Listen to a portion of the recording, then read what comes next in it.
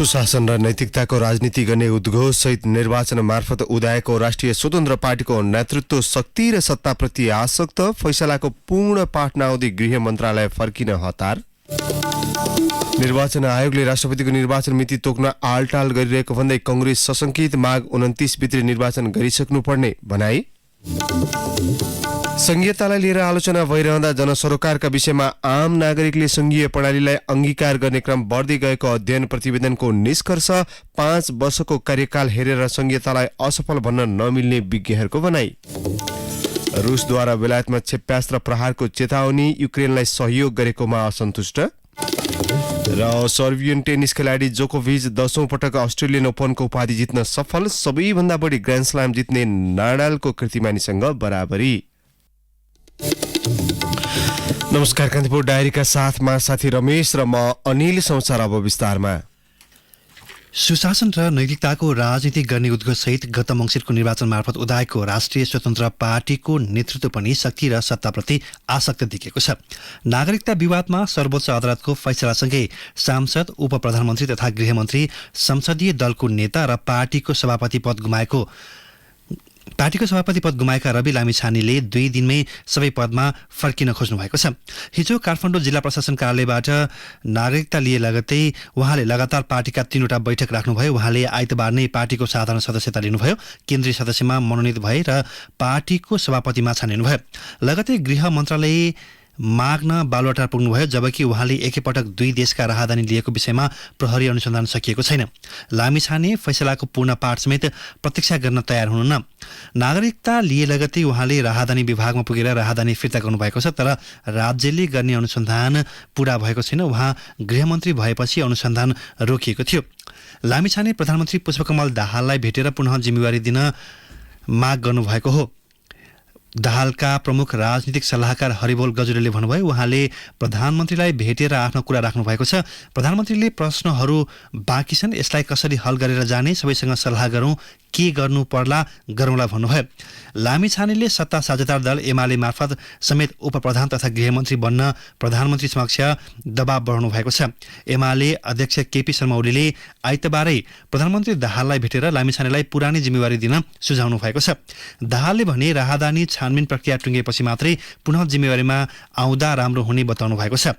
अधिवक्ता रमण कर्ण लामिछानेलाई अहिले नै गृहमन्त्री बनाइए त्यसले राजनीतिक र कानुनी सङ्कट ल्याउने तर्क गर्नुहुन्छ। राजनीतिक विश्लेषक झलक सुवेदी लामिछानेले अहिलेका नेतालाई नै मात दिने गरी राजनीति गरिरहेको बताउनुहुन्छ। उहाँले भन्नुभयो, उहाँको पार्टीले आइतबार नै रविलाई सभापति चयन गर्यो, जबकि रविले 2वटा पासपोर्ट एकैपटक प्रयोग गरेको प्रश्नको जवाफ दिएका छैनन्। भोलि अर्को मुद्दा पर्ला, त्यसमा उनी फेरि पराजित हुनु पर्ला, यी कुरा सोचेका छैनन्। लामिछानेले जसरी सत्ता राजनीति गरिरहेका छन्, यो अहिलेका नेतालाई पनि मात गर्ने खालको भएको सुवेदीको भनाइ छ।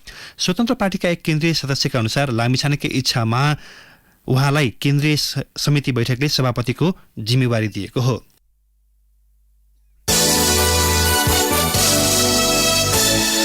निर्वाचन आयोगले राष्ट्रपति विद्यादेवी भण्डारीको कार्यकाल बढाउनकै लागि निर्वाचनको मिति तोक्न आलटाल गरिरहेको आशंका कंग्रेसले गरेको छ। कंग्रेसले चुनावी व्यवस्था बमोजिम राष्ट्रपतिको चुनाव हुनुपर्ने माग उठाउँदै आएको छ। राष्ट्रपति तथा उपराष्ट्रपतिको निर्वाचन सम्बन्धी ऐनको दफा 4ले राष्ट्रपतिको कार्यकाल सकिनुभन्दा कम्तीमा 1 महिना अघि निर्वाचन गरिसक्नुपर्ने व्यवस्था गरेको छ। राष्ट्रपति भण्डारीको कार्यकाल फागुन 29मा सकिने भएकाले माघ 29 भित्र निर्वाचन सम्पन्न गरिसक्नुपर्ने कंग्रेसको जोड छ। निर्वाचन आयोगले पनि संविधान र कानूनको व्यवस्थामा विरोधाभास देखिएको भन्दै संविधान बमोजिम नै निर्वाचन गर्न खोजिएको बताउँदै आएको छ। संविधानले राष्ट्रपतिको कार्यकाल 5 वर्ष हुने व्यवस्था गरेको र ऐनको व्यवस्था बमोजिम निर्वाचन गर्दा 1 महिनासम्म मुलुकमा 2टा राष्ट्रपति हुने तर्क आयोगले अघि सारेको छ। सोही अनुसार आयोगले फागुन अन्तिममा राष्ट्रपतिको चुनाव गराउने तयारी गरेको छ। संविधानको धारा 63 को उपधारा 1 मा राष्ट्रपतिको पदावधि निर्वाचित भएको मितिले 5 वर्षको हुने व्यवस्था छ। सोही धाराको उपधारा 2 मा उपधारा 1 बमोजिमको पदावधि समाप्त भएको राष्ट्रपतिले अर्को निर्वाचित राष्ट्रपतिले पदभार नसम्हालेसम्म संविधान बमोजिमको कार्य सम्पादन गर्नेछ भन्ने उल्लेख गरिएको छ। सोही व्यवस्था अनुसार वर्तमान राष्ट्रपति भण्डारीको कार्यकाल बढाउने नियतले निर्वाचनमा मिति घोषणामा ढिलाइ गरिएको आशंका कंग्रेसले गरेको हो। कांग्रेस नेता रामचन्द्र पौडेलले वर्तमान राष्ट्रपतिको कार्यकाल सकिनु 1 महिना अघि नै चुनाव गर्नुपर्ने कानूनी व्यवस्था निर्वाचन आयोगले लत्याएको टिप्पणी गर्नुभयो। उहाँले भन्नुभयो कतै जालझेल हुन लागेको हो कि भन्ने आशंका छ। कांग्रेस उपसभापति पूर्णबहादुर खड्काले पनि आयोगको ढिलाइलाई लिएर संशय पैदा भएको बताउनुभयो। उहाँले दायाँ बायाँ नसोची नहेरी निर्वाचन आयोगले फागुन 28 अघि नै निर्वाचन मिति तोक्नुपर्नेमा जोड दिनुभयो। कांग्रेस संसदीय दलका प्रमुख सचेतक रमेश लेखकले केही दिनअघि प्रधानमन्त्री पुष्पकमल दाहाललाई भेटेरै राष्ट्रपति निर्वाचनको अन्यल धेरै नराख्न आग्रह गर्नुभएको थियो। प्रमुख निर्वाचन आयुक्त दिनेश थपलियाले फागुन 28 भन्दा अगाडि नै निर्वाचन हुने बताउनुभयो। ढिलाइ गर्न र आलटाल गर्नुपर्ने लक्षित उद्देश्य नभएको प्रमुख निर्वाचन आयुक्त थपलियाको भनाइ छ।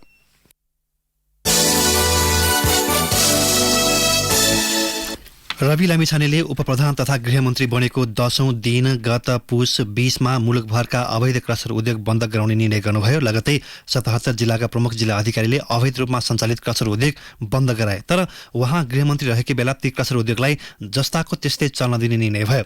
मापदण्ड नपुगेर नवीकरण हुन नसकेका उद्योगबाट कानून बमोजिम लाग्ने कर, दस्तुर तथा शुल्क लिएर आगामी असार मसान्तसम्म चल्ने वातावरण मिलाउन पत्रचार भएको छ। ती उद्योग किन बन्द गराइयो र छोटो समयमै किन सञ्चालनको अनुमति दिइयो भन्ने प्रश्नको चित्त बुझ्दो जवाफ सरकारवाला अधिकारीहरूले दिएका छैनन्। मन्त्री परिषदले गत बुधबार विकास निर्माणमा ढुङ्गा, गिटी र बालुवाको खाँचो भएको भन्दै उद्योग सञ्चालनको अनुमति दिने निर्णय गरेको थियो। निर्णय गर्नुअघि कुन कुन उद्योग बन्द गर्नुपर्छ, त्यसले के फरक पर्छ भन्ने अध्ययन गरिएको थिएन। खोल्दा पनि कुनै अध्ययन भएको छैन। कचर उद्योग बन्द गराउने र केही समयमै खुलाउने घटनाक्रम पहिलो पटक भने होइन। गृहका अधिकारीहरू विगत र अहिलेको घटनाक्रम समान रहेको स्वीकार छन्। हरेक पटक बन्द गरिँदा निर्माण व्यवसायी, क्रसर उद्योगी र राजनीतिक नेतृत्वबाट दबाव आउने गरेको उनीहरूको भनाइ छ। गृहका एक अधिकारीले भने सबै कुरा हामीलाई थाहा हुँदैन, तर पहिले यसरी बन्द गर्ने र खोल्ने प्रक्रिया चल्दा प्रशस्त आर्थिक चलखेल भएको सुन्ने गरेका थियौँ। गृहको नेतृत्वमा नयाँ अनुहार आएकाले यसपटक भने क्रसर उद्योगका विषयमा पारदर्शी निर्णय हुने र अवैधलाई कारबाही हुने अपेक्षा गरिएको थियो। तर किन त्यस्तो भएन? गृह मन्त्रालयका प्रवक्ता तथा सहसचिव फणीन्द्रमणि पोखरेलले विकासका काममा निर्माण सामग्रीको अभाव देखिएका कारण मन्त्री परिषदले छोटो समयका लागि क्रसर सञ्चालनको अनुमति दिएको बताउनुहुन्छ। यसपटक अवैध क्रसर उद्योगलाई असार मसान्तसम्म सञ्चालन गर्ने अनुमति मात्र दिएको छैन, तीमध्ये अधिकांशलाई वैध बनाउन मापदण्ड संशोधनको तयारी गरिएको छ। सुदूरपश्चिममा सरकार गठन भएको 2 साता बितिसक्दा पनि मन्त्री परिषदले पूर्णता पाएको छैन। मुख्यमन्त्री राजेन्द्र सिंह रावलसँगै थप 2 जना मन्त्री नियुक्त भए पनि उनीहरू हालसम्म बिना विभागीय छन्। मन्त्री परिषदले कहिले पूर्णता पाउँछ र नियुक्त भएका मन्त्रीको कार्य विभाजन पनि कहिले तोकिने हो टुङ्गो लागेको छैन। विभागीय मन्त्री नभएकाले मन्त्रालयका कामकाज प्रभावित भएका छन्। मुख्यमन्त्रीको शपथ लिएकै दिन माओवादी संसदीय दलका नेता खगराज भट्ट र एमाले संसदीय दलका उपनेता सन्तोष शर्मा थापा मन्त्री नियुक्त भएका छन्। अन्य प्रदेशमा मुख्यमन्त्रीले विश्वासको मत लिएर मन्त्री परिषद विस्तार गरिसकेको भए पनि पुस 28 मा शपथ लिएका मुख्यमन्त्री रावलले भने विश्वासको मत अझै लिन सक्नु भएको छैन। संविधानतः 30 दिनभित्र विश्वासको मत लिनुपर्नेछ। एमाले र माओवादी सांसदहरूको सम्पूर्ण ध्यान विश्वासको मत लिनेमै रहेको भए पनि विश्वसनीय आधार तयार भइसकेको छैन। मुख्यमन्त्री रावलका लागि विश्वासको मत पुग्ने मुख्य आधार नागरिक उन्मुक्ति पार्टीका सांसद हुन्। तर निर्णायक रहेको नागरिक उन्मुक्तिले सरकारमा सहभागिता र विश्वासको मतका लागि पार्टीका संस्थापक रेशम चौधरी सहित अन्य 6 जनालाई रिहाई गर्नुपर्ने माग अघि सार्दै आएको छ।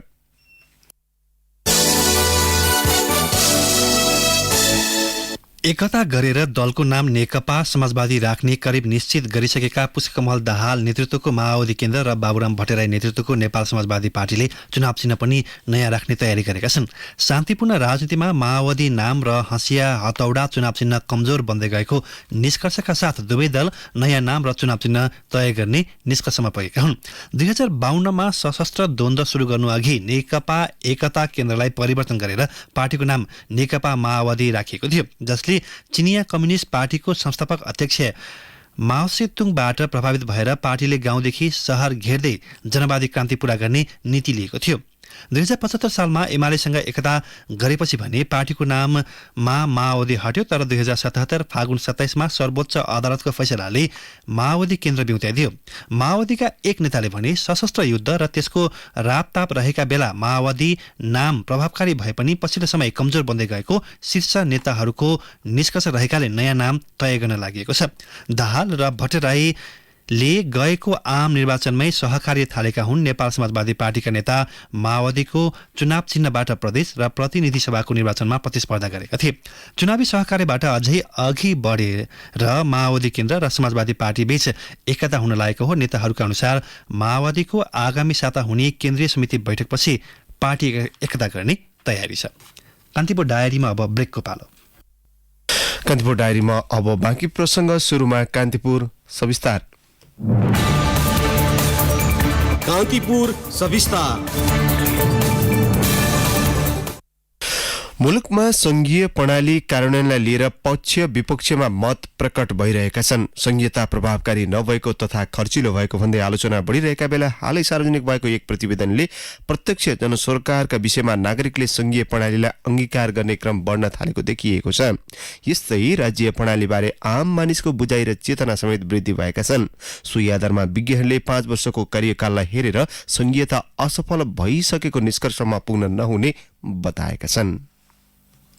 मुलुकमा पछिल्ला वर्षहरूमा पटक पटक उठ्ने सवाल हो कि नेपालमा संघीयता साँच्चै आवश्यक छ कि संविधानले व्यवस्था गरे अनुसारको संघीयता नेपालले धान्न सक्छ। मुलुकमा पछिल्लो 5 वर्षमा देखा परेका विसंगति अनियमिततालाई औंल्याएर संघीयतामाथि प्रश्न उब्जिरहेको अवस्थामा काठमाडौँ विश्वविद्यालयको स्कुल अफ आर्ट्सले सार्वजनिक गरेको the survey of Nepalese people 2022 शीर्षकको प्रतिवेदनले संघीय प्रणालीका विषयमा केही अर्थपूर्ण विवरण अघि सारेको छ। प्रतिवेदनका अनुसार संघीय प्रणालीमा गएपछि आम मानिसले राज्य संयन्त्रमाथि भरोसा गर्न थालेको पाइएको छ। मुखिया र धार्मिक अगुवाई र नेताहरूको मध्यस्थता लगायतबाट विवाद समाधान गर्ने अभ्यासको सट्टा निर्वाचित जनप्रतिनिधिसँगको सहयोग खोज्ने प्रवृत्ति बढेको छ। घरेलु हिंसाका घटनामा अधिकांश मानिसहरूले आफ्ना निर्वाचित जनप्रतिनिधि विशेष गरी वडा अध्यक्ष वा सदस्यहरूबाट सहयोग माग्ने क्रम निरन्तर बढ्दै गएको प्रतिवेदनमा उल्लेख छ, जसले घरेलु हिंसामा पर्दा पुलिस प्रशासनसम्म पुग्ने नागरिकको संख्या समेत घटेको छ। घरेलु हिंसा भएको अवस्थामा सन् 2020 मा 20.4% नागरिक समस्या लिएर वडा अध्यक्ष तथा वडा सदस्यकोमा पुग्ने गरेकोमा सन् 2022 मा 45.9% नागरिक सहयोगका लागि पुग्ने गरेको प्रतिवेदनले देखाएको हो। यस्तै 42.6% ले प्रहरीको सहयोग मागेका छन्, जहाँ सन् 2020 मा घरेलु हिंसाका उजुरी लिएर पुलिस प्रशासनमा जानेको संख्या 62% रहेकोमा सो संख्या सन् 2022 मा 42% मा झरेको हो। यसअघि सन् 2020 मा गरिएको सर्वेक्षणमा 17.6% ले परम्परागत संयन्त्र खोजेका थिए। सो प्रतिवेदनको तथ्याङ्कलाई आधार मान्दा प्रत्येक स्थानीय तहमा गठित न्यायिक समितिको प्रभावकारिता बढ्दै गएको पाइन्छ, जसका कारण घरेलु हिंसा तथा ससाना विवादका विषयमा नागरिक पुलिस प्रशासन तथा अदालतसम्म जाने क्रम घट्दै गएको बुझ्न सकिन्छ। सर्वेक्षण प्रतिवेदन बारे जानकारी दिँदै काठमाडौँ विश्वविद्यालयमा राजनीतिक समाजशास्त्र अध्यापन गर्दै आएका डाक्टर उद्धव प्याकुरेलले भने, फेडरलिजमबाट मेजर अब चाहिँ जुन प्रदेश छ त्यसको बारेमा चाहिँ यसले चाहिँ यो काम गर्छ भन्ने कुराको जानकारी राख्ने समूहहरू बिस्तारै बढ्दै गएको देखिएको छ। त्यस चुनिएका प्रतिनिधिहरू सरकारले चिनेका नेपालको ऐन कानूनले चिनेका निकायहरूको सन्दर्भमा चाहिँ विश्वसनीयता बढ्दै गएको। बिस्तारै नेपालमा यदि राजनैतिक दलहरूले संविधानको भावना अनुरूप ऐनको भावना अनुरूप र जनताको भावना अनुरूप काम गर्ने हो भने संहिताको बारेमा जनताको मत चाहिँ बिस्तारै सकारात्मकतातिर जान्छ भनेर यो रिपोर्टले देखाएको। सो सर्वेक्षण साथै प्रदेशका 588 वडाका 18 वर्ष र सोभन्दा माथिका 7060 जनामा गरिएको विश्वविद्यालयले जनाएको छ। काठमाडौँ युनिभर्सिटी स्कुल अफ आर्ट्सले सर्वेक्षण कार्यको नेतृत्व गरेको थियो, जुन 2017 देखि गर्दै आएको छ। यस्तै घरेलु हिंसाका समस्या लिएर पुग्ने नागरिकका उजुरीमाथि स्थानीय तहबाटै समाधान हुने क्रम पनि बढेको छ। गत सन् 2020 मा 53% घरेलु उजुरीको स्थानीय तहको न्यायिक समितिबाटै समाधान भएकोमा हाल सो संख्या 10% ले बढेर 63.8% पुगेको छ। नेपालको संविधान 2072 ले संघीय प्रशासन प्रणालीको व्यवस्था गरे पनि 2074 मक्सिर 4 को आम निर्वाचनसँगै प्रदेश सभाको निर्वाचन पश्चात संघीय शासन प्रणाली औपचारिक रूपमै कार्यान्वयनमा आएको हो। संघीयता सफल वा असफल के भयो भन्ने हालै बितेको 5 वर्षको अवधिलाई हेरेर मूल्याङ्कन गर्न हतारो हुने संघीयताविद खिमलाल देवकोटाको तर्क छ। उनले भने बुझ्नेलाई चाहिँ यो श्रीखण्ड हो, नबुझ्नेलाई चाहिँ खुर्पाको बिँड हो, बुझाइ चाहिँ त्यो हो। यो व्यवस्थामा केही कमी कमजोरी छ, मैले अघि पनि अलिकति खर्च बढेको छ होइन, मैले त्यो स्वीकार गर्छु। राजनीतिक दलहरूको सरकारको ध्यान जानु पर्यो के जनतालाई यो व्यवस्थासँग कुनै लिन दिनै छैन। जनताले चाहेको भनेको देशभित्रै सुशासन हो, राम्रो सुशासन हो, विकास हो, समृद्धि हो होइन, त्यो जनताले खोजेको छ। संघीयताको पूर्ण कार्यान्वयनका लागि अझै धेरै कानून ऐन निर्माण हुन बाँकी छ। संघीय निजामती सेवा ऐनदेखि संघीय शिक्षा ऐन जारी हुन सकेको छैन। प्रदेश सरकारको चर्चा गर्दा पहिलो कार्यकाल त विवादमै रुमलियो, अब दोस्रो कार्यकाल सुरु भएको छ। प्रदेश सरकारले मन्त्रालयको संख्या घटाएर केही सकारात्मक सन्देश दिएको छ। व्यवस्था सही भए पनि यसको कार्यान्वयन सही ढंगबाट भए स्थानीय सरकारबाट जनताले धेरै सहजता पाउन सक्ने संघीयताका जानकारको तर्क छ। सो सर्वेक्षण प्रतिवेदनले संघीयता लागू भएसँगै आम सर्वसाधारणको बुझाइ र चेतनामा समेत वृद्धि भएको देखाएको छ। त्यस्तै सामुदायिक र निजी विद्यालय बीचको खाडल पुरिँदै गएको पाइएको छ। सन् 2022 मा करिब 57.2% नागरिकले आफ्ना बालबालिका सामुदायिक विद्यालयमा भर्ना गरेको पाइएको छ, जहाँ 35.6% ले निजी विद्यालयमा बालबालिका भर्ना गरेका छन्। यस्तै सड़क सहित यातायातको सुविधा हुँदा विगतमा विद्यालय पुग्न घण्टौं लाग्ने गरेकोमा सो समस्या पनि घट्दै गएको छ। सन् 2020 मा विद्यालय पुग्नकै लागि 3 घण्टासम्मको यात्रा गर्नुपर्ने बताउने नागरिकको संख्या 0.4 बाट झरेर 0.1 मा पुगेको छ। सामुदायिक विद्यालयतर्फ आकर्षण बढे पनि स्थानीय तहहरू शिक्षाको गुणस्तरमा सुधार गर्न भने अझै सकिरहेका छैनन्। सन् 2020 मा विद्यालयको शिक्षाको गुणस्तर कस्तो छ भन्ने प्रश्नमा दिएका विकल्प मध्ये एक निकै खराब छ भन्नेमा 0.9% रहेकोमा हाल सो संख्या बढेर 11.8% पुगेको छ। संघीयता लागू पश्चात पनि मुलुकमा शिक्षाको अवस्था सुधार हुन नसकेको विषयमा प्राध्यापक एवं संघीयतामा शिक्षा सम्बन्धी अध्येता डाक्टर मीन बहादुर शाहीले पनि सहमति जनाएका छन्। उनले भने विद्यालयको कुरा छ, स्थानीय शिक्षा ऐन तयार नभएको, प्रदेश र स्थानीय तहको बिचमा शिक्षाको अधिकारको बारेमा प्रचार प्रसार भइरहेको, विद्यालयहरूमा भौतिक पूर्वाधारका कुराहरूमा वृद्धि भए पनि सुधारहरू हुन सकेको अहिलेसम्म छैन। त्यहाँ गाउँपालिका अथवा नगरपालिकाबाट केही सहयोगहरू पाइरहेको हुनाले संघीयता प्रभावकारी भएको देखिन सक्छ। तर जहाँसम्म विद्यालयको कुरा छ, स्थानीय शिक्षा ऐन तयार नभएको, प्रदेश र स्थानीय तहको बिचमा शिक्षाको अधिकारको बारेमा प्रचार प्रसार भइरहेको, विद्यालयहरूमा भौतिक पूर्वाधारका कुराहरूमा वृद्धि भए पनि सुधारहरू हुन सकेको अहिलेसम्म छैन। मुलुकका केही राजनीतिक दलले संघीयता खारेजी आफ्नो प्रमुख एजेन्डा नै बनाएका छन्। संघीयताले मुलुकमा आर्थिक भार बढायो जस्ता टिप्पणी भइरहँदा सोही सर्वेक्षण अनुसार मुलुकको सबैभन्दा विकसित प्रदेश बागमतीका 30.5% नागरिकले मुलुक सही दिशामा अघि बढेको प्रतिक्रिया दिएका छन् भने कर्णाली र सुदूरपश्चिम प्रदेशका क्रमशः 42.1 र 46.9% ले देशको दिशाबारे राम्रो धारणा राखेको प्रतिवेदनमा उल्लेख छ। विशेष गरी बागमती प्रदेश भन्दा कर्णाली प्रदेश र सुदूरपश्चिम प्रदेशका जनता संघीयताप्रति बढी आशावादी रहेको प्रतिवेदनले देखाएको हो। भनिन्छ सबै पक्षको सबल र दुर्बल दुवै पक्ष हुन्छ। यसको कार्यान्वयन गर्ने निकायले सही ढंगले अगाडि बढाउने हो भने दुर्बल पक्षलाई पनि सबल पक्षमा परिणत गर्न धेरै गाह्रो पर्दैन। रेडियो कान्तिपुरका लागि तुलसी अरियाल। कान्तिपुर सविस्तार।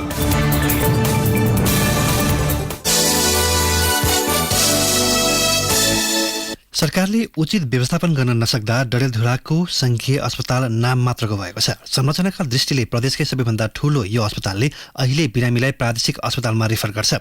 अस्पताल विकास समितिका अध्यक्ष करुणाकर ओझाले भन्नुभयो, राजधानीका ठूल्ठूला अस्पतालमा रहेका सबै खाले उपकरण हाम्रो अस्पतालमा पनि छन्, सामान्य उपचार पनि हुन सक्ने अवस्था छैन। सेती प्रादेशिक अस्पतालले डडेलधुरा अस्पतालमा रेफर गर्नुपर्ने ठाउँमा त्यहाँबाट प्रादेशिक अस्पताललाई रेफर गर्नुपर्ने बाध्यता छ। 500 शैय्या स्वीकृत भएको डडेलधुराको संघीय अस्पतालमा सरकारले 1200 दरबन्दी स्वीकृत गरेको छ। तर अहिलेसम्म उपक्षेत्रीय हुँदा तोकेको 109 जनाको दरबन्दी पनि पूरा भएको छैन। पहिले यहाँ 16 चिकित्सक र 50 जना जति अन्य स्वास्थ्य कर्मी थिए। उपक्षेत्रीय हुँदा स्वीकृत मेडिकल अफिसरका 18 दरबन्दी मध्ये 9 र विशेषज्ञ चिकित्सकका 19 मध्ये 7 दरबन्दीमा अहिले जनशक्ति छ। मेडिकल अफिसर र विशेषज्ञ चिकित्सक सधैँजसो उपलब्ध हुँदैनन्। छात्रवृत्ति र बढुवाका लागि दुर्गममा 2 वर्ष सेवा गर्नुपर्ने बाध्यात्मक कानुनी व्यवस्थाका कारण मात्र चिकित्सक डडेलधुरा आउने जाने क्रम चलिरहेको छ। स्वास्थ्य कर्मी संघ सुदूरपश्चिम प्रदेश अध्यक्ष प्रेम बहादुर महर सरकारले ध्यान नदिँदा सुविधा सम्पन्न अस्पतालको दुर्दशा भएको बताउनुहुन्छ। कान्तिपुर डायरीमा पुनः ब्रेकको पालो। कान्तिपुर डायरीमा अब आर्थिक प्रसङ्ग। स्रोत सुनिश्चित नहुँदा 3 वर्षदेखि पूर्व पश्चिम विद्युतीय रेलमार्गको काकडभिट्टा इनेरुवा खण्डमा काम हुन सकेको छैन। नेपाल सरकार आफैले बनाउन लागेको सो रेलमार्गमा स्रोत सुनिश्चितता नहुँदा मुआब्जा वितरणको काम रोकिएको हो। स्रोत सुनिश्चितताका लागि अर्थ मन्त्रालय पठाएको 5 महिना बितिसक्दा त्यसमा केही प्रगति नभएको भौतिक पूर्वाधार तथा यातायात मन्त्रालयका सहसचिव एवं प्रवक्ता शिवप्रसाद नेपालले बताउनुभयो। गत असोजमा अर्थमा बर्दिवासदेखि निजगढसम्मका लागि इलेक्ट्रोमेकानिकलको काम र काकडभिट्टा इनेरुवाका लागि स्रोत सुनिश्चितताको माग गरिएको उहाँको भनाइ छ। तपाईँ विदेश जानका लागि प्लेन टिकट कहाँबाट काट्ने भन्ने चिन्तामा हुनुहुन्छ? त्यसो हो भने अब ई सेवाबाटै अन्तर्राष्ट्रिय टिकट काट्न सकिन्छ। आन्तरिक उडान र बस टिकट साथै अन्तर्राष्ट्रिय उडानका लागि सजिलै ई सेवाबाट टिकट लिन सकिन्छ। आजै ई सेवा एप डाउनलोड गर्नुहोस् वा नजिकै रहेको ई सेवा एजेन्टलाई सम्पर्क गर्नुहोस्। अब अन्तर्राष्ट्रिय टिकट ई सेवाबाटै। दोर्दी खोलामा निर्माणाधीन 54 मेगावाटको सुपर दोर्दी ख जलविद्युत आयोजनाको परीक्षण उत्पादन सुरु भएको छ। यसअघि आयोजनाको बाँध, सुरुङ र विद्युत गृहको ड्राई स्टेट सुक्खा परीक्षण सकेको आयोजनाले पानी राखेर परीक्षण थालेको हो। केही दिन यता डिसेन्डर पानी थिग्राउने पोखरी र सुरुङको पानी राखेर परीक्षण भइरहेको आयोजनाले जनाएको छ। पिपल्स हाइड्रो पावर कम्पनी लिमिटेडले निर्माण गरिरहेको यो आयोजना दोर्दी खोलामा हालसम्म सबैभन्दा माथिल्लो क्षेत्रमा निर्माण भइरहेको छ। आयोजनाको भौतिक संरचना निर्माण सकिएको छ। आयोजनाको डिसेन्डर र पावर हाउस भूमिगत निर्माण गरिएको छ। सुरुङ निर्माण भने गत वर्ष नै ब्रेक थ्रु भएको थियो।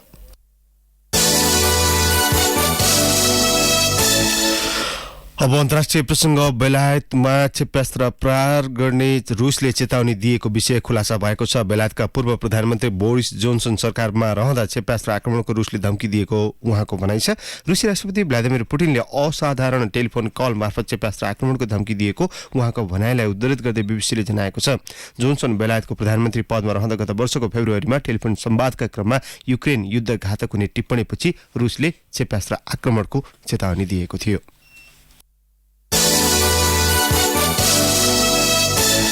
अब खेल प्रसङ्ग। नेपाल क्रिकेट संघ क्यानका 7 जना केन्द्रीय सदस्यहरूले T20 क्रिकेट लिगमा भएको फिक्सिङको विषय उठाउँदै अध्यक्ष सहित 5 जनाको राजीनामा माग गरेका छन्। उनीहरूले क्यानका अध्यक्ष चतुर बहादुर चन्द सहित कार्यवाहक सचिव प्रशान्त विक्रम मल्ल, कोषाध्यक्ष रोशन सिंह तथा कार्य सम्पादन समितिका सदस्य दुर्गाराज पाठक, पदक खड्काको राजीनामा माग गरेका हुन्।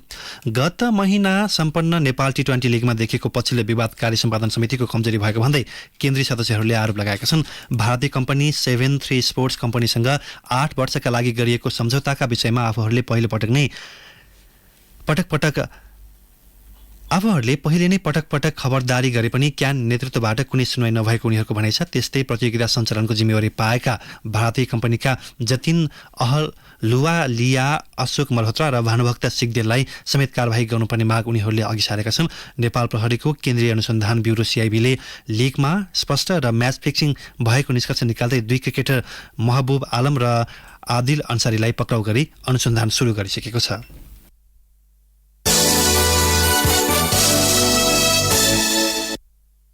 सर्बियन टेनिस खेलाडी नोभाक जोकोभिचले 10औं अस्ट्रेलियन ओपनको उपाधि जितेका छन्। उनले 22औं पटक ग्रान्ड स्लाम जित्ने राफायल नाडालको कीर्तिमानी बराबर गरेका हुन्। हिजो भएको फाइनलमा जोकोभिचले ग्रिक खेलाडी स्टेफानोस सित्सिपासलाई 6-3, 7-6, 7-6 ले पराजित गरे। गत वर्ष कोभिड-19 खोप नलागेका कारण जोकोभिचले अस्ट्रेलियन ओपन खेल्न पाएका थिएनन्। जोकोभिचले अस्ट्रेलियन ओपन 10 पटक जित्दा विम्बल्डन टेनिस 7, US ओपन 3 र फ्रेन्च ओपन 2 पटक उचालेका छन्।